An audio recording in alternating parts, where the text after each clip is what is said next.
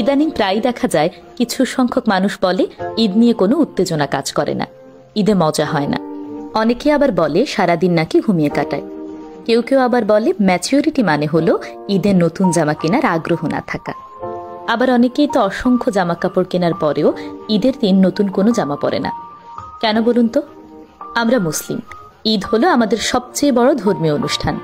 এই অনুষ্ঠান আল্লাহর তরফ থেকে আমাদের জন্য উপহার স্বরূপ। তাহলে এই ঈদটাই কেন আমরা আনন্দের সহিত উদযাপন করব না বলুন তো? হ্যাঁ, বড় হয়ে গেলে ছোটবেলার সেই ঈদের আনন্দ আর পাওয়া যায় না, কিন্তু তাই বলে আমরাই বা কেন আনন্দ করে উদযাপন করব না?